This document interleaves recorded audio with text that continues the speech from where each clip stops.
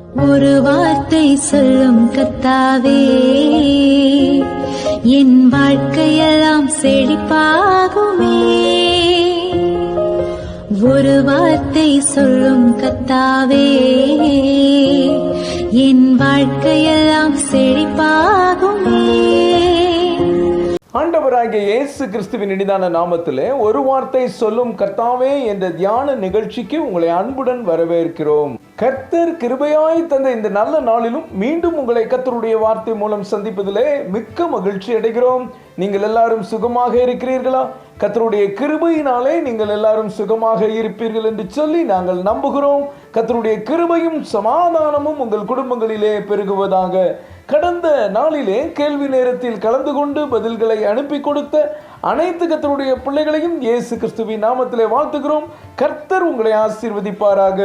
ஏசாயா 41:13 உன் தேவனாயிருக்கிற கர்த்தராகிய நான் உன் வலது கையை பிடித்து பயப்படாதே, நான் உனக்கு துணை நிற்கிறேன் என்று சொல்லுகிறேன். கிறிஸ்துவுக்குள் மிகவும் அன்பான தேவனுடைய பிள்ளைகளே, கர்த்தர் இந்த நாளிலும் உங்களை பார்த்து, என் அன்பு மகனே, என் அன்பு மகளே, உன் வலது கையை பிடித்து பயப்படாதே, நான் உனக்கு துணை நிற்கிறேன் என்று சொல்லுகிறார். எவ்வளவு அருமையான வார்த்தை பாருங்கள். நம்முடைய அன்பு தகப்பன் உங்களுடைய கரத்தை பிடித்து பயப்படாதே, நான் உனக்காக இருக்கிறேன், உன் கூடவே இருக்கிறேன் என்று சொல்லுகிறார். இதை விட வேறு என்ன வேண்டும் நமக்கு? அப்போஸ்தலர் 18:9-10 நாம் வாசிப்போம். ராத்திரியிலே கர்த்தர் பவுலுக்கு தரிசனமாகி, நீ பயப்படாமல் பேசு, மௌனமாயிராதே, நான் உன்னுடனே கூட இருக்கிறேன், உனக்கு தீங்கு செய்யும்படி ஒருவனும் உன்மேல் கை போடுவதில்லை, இந்த பட்டணத்தில் எனக்கு அநேக ஜனங்கள் உண்டு என்றார். இந்த உலகத்தில் பயப்படாத மனிதர்களே இல்லை. படித்தவர்களாக இருந்தாலும் படிக்காதவர்களாக இருந்தாலும் விசுவாசிகளாக இருந்தாலும் ஊழியக்காரனாக இருந்தாலும் பயம் வருவது சகஜம்தான். இங்கே மிகவும் வல்லமையாய் ஊழியம் செய்த பவுல் அப்போஸ்தலனுடைய வாழ்க்கையில் கூட ஒருவித பயம் இருந்தது. கொரிந்து பட்டணத்தில் பிரசங்கம் பண்ணினால் யாராவது வந்து தொந்தரவு செய்வார்களா, தீங்கு செய்வார்களா, எனக்கு ஏதாவது நடந்து விடுமா என்று நினைத்தார். அந்த சூழ்நிலையில் கர்த்தர் பவுலுக்கு தரிசனமாகி, பயப்படாதே, நான் உன்னுடனே கூட இருக்கிறேன், உனக்கு தீங்கு எதுவும் வராது, தைரியமாய் பேசு என்று தைரியப்படுத்துகிறார்.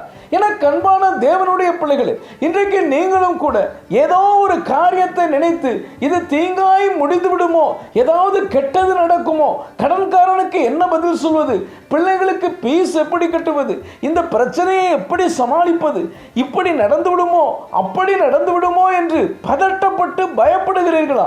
பயப்படாதீர்கள். பவுலை தைரியப்படுத்தின அதே கர்த்தர் இன்றைக்கு உங்களை தைரியப்படுத்துகிறார். எதுவும் தப்பாக நடக்காது, நான் உன்னுடனே கூட இருக்கிறேன் என்று சொல்லுகிறார். கர்த்தரை விசுவாசிக்கிறீர்களா? கர்த்தரை விசுவாசியுங்கள். ஆதியாகமம் 26:24 நாம் வாசிப்போம்.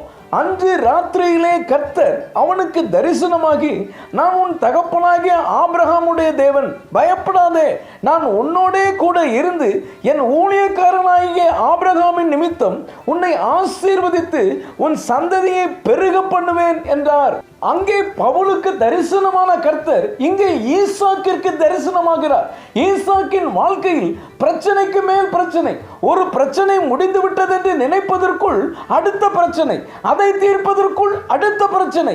ஈசாக்கிற்கு எப்படி இருந்திருக்கும் கொஞ்சம் யோசித்து பாருங்கள். கர்த்தர் ஆசீர்வதிப்பேன் என்று சொல்லிவிட்டார், ஆனால் நடப்பதெல்லாம் தலைகீழாக இருக்கிறது.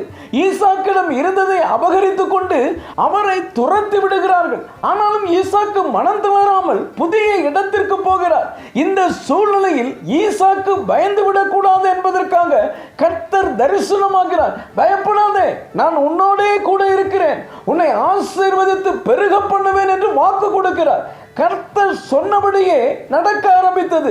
அவனை துரத்தினவர்கள் அவரிடம் வந்தவர்கள் நீர் கர்த்தரால் ஆசீர்வதிக்கப்பட்டவராமே என்று சொல்லி அவரோடு சமாதானமானார்கள். எனக்கு அன்பான தேவனுடைய பிள்ளைகளே, ஈசாக்கிற்கு நடந்தது போலவே உங்களுக்கும் நடக்கிறதா? கர்த்தருடைய ஆசீர்வாதமே இல்லாதது போல உங்களுக்கு தெரிகிறதா? நீங்கள் விசுவாசித்ததற்கு எதிர்மாறாக காரியங்கள் நடக்கிறதா? பயப்படாதீர்கள். கர்த்தர் கர்த்தர் உங்களோடு கூட இருக்கிறார். உங்களை ஆசீர்வதித்து பெருக பண்ணுவார். உங்களை துரத்தினவர்கள், உங்களை விட்டு போனவர்கள் எல்லாரும் திரும்பவும் உங்களோடு சமாதானமாவார்கள். நீங்கள் கர்த்தரால் ஆசீர்வதிக்கப்பட்டவர்கள். ஜெபிப்போம். அன்பின் பரலோக பிதாவே, இந்த நல்ல நேரத்துக்காய் நன்றியோடு உம்மை துதிக்கிறோம், உம்மை ஸ்தோத்தரிக்கிறோம். நான் உன் வலது கையை பிடித்து பயப்படாதே, நான் உனக்கு துணை நிற்கிறேன் என்று சொல்லி நீர் எங்களோடு பேசினதற்காக நன்றி தகப்பனே. இந்த வார்த்தைகளை கேட்டுக்கொண்டிருக்கிற உடைய பிள்ளைகளுடைய வாழ்க்கையிலே காணப்படுகிற எல்லா பயங்களையும் நீர் போக்கி உடைய பிள்ளைகளை திடப்படுத்தி பலப்படுத்தி நீர் ஆசீர்வதிக்கிறதற்காக ஸ்தோத்திரம். இயேசுவின் மூலம் ஜெபிக்கிறோம் நல்ல பிதாவே. ஆமென், ஆமென். இன்றைய கேள்வி, பவுலை எந்த பட்டணத்தில் கர்த்தர் பயப்படாமல் பேசு என்று சொன்னார்? ஏ ரோமாபுரி, பி அத்தனே, சி கொரிந்து, டி மக்கதோனியா. இந்த கர்த்தருடைய வார்த்தை உங்களுக்கு ஆசீர்வாதமாக இருந்திருக்கும். ஏனால் தயவு செய்து லைக் பண்ணுங்கள்.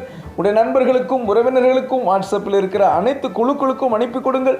தொடர்ந்து நம்முடைய RCA மிஷனரிமார்களுக்காக ஜெபித்துக் கொள்ளுங்கள். இந்த கர்த்தருடைய வார்த்தை ஒவ்வொரு நாளும் தடையில்லாமல் வெளிவர தயவு செய்து ஜெபித்துக் கொள்ளுங்கள். கர்த்தர் உங்களை ஆசீர்வதிப்பாராக.